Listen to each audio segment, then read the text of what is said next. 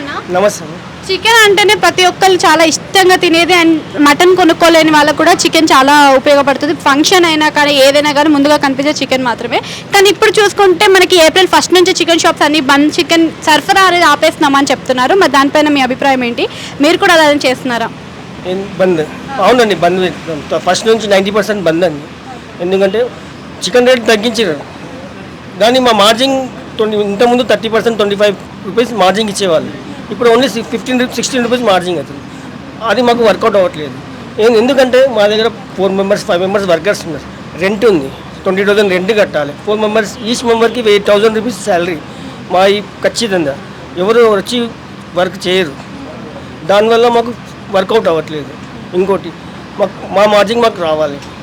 ఈ మధ్య కాస్ట్ కూడా పెంచేశారు కదా, 340 వరకు వెళ్ళిపోయి. మధ్యలో 4 రోజులు మేము లాస్ట్ మండే నుంచి బంద్ పెడతామని చెప్పినాం. అప్పుడు 370, 340 రూపీస్ ఉన్నది. సడన్గా ఎందుకు తగ్గించారు? 5 రోజుల్లో కోళ్ళు వచ్చేసినాయా? చెప్పండి.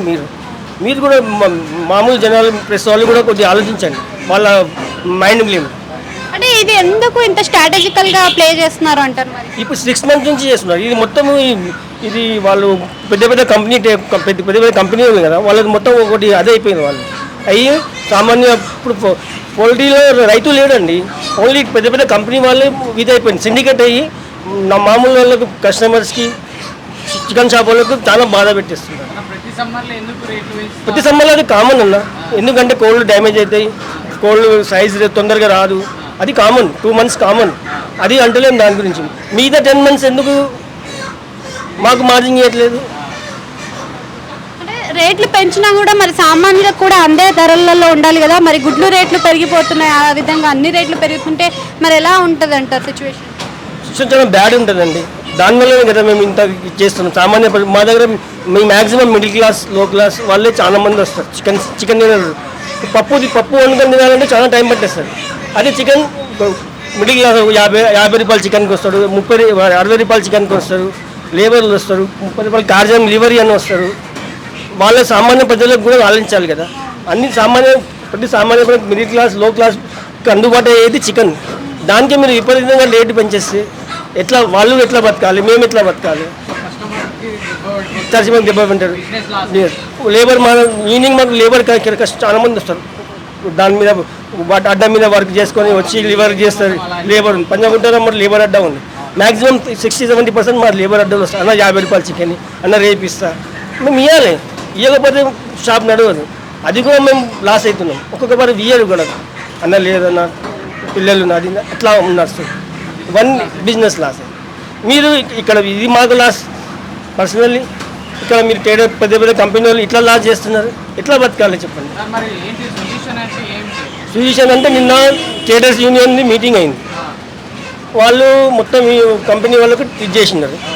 వాళ్ళు కంపెనీ వాళ్ళు BICC మీటింగ్ ఈరోజు పెట్టుకుంటారు అంటారు.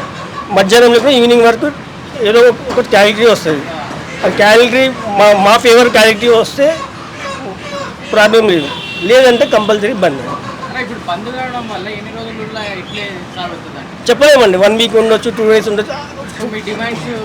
మా డిమాండ్ ఏం లేదండి. మాకు పేపర్ నుంచి 20% మా మార్జిన్, పాత మార్జిన్ ఏంది. మేము ఎక్కువ గొంతమ్మ కోరికలు కోరతలేదు.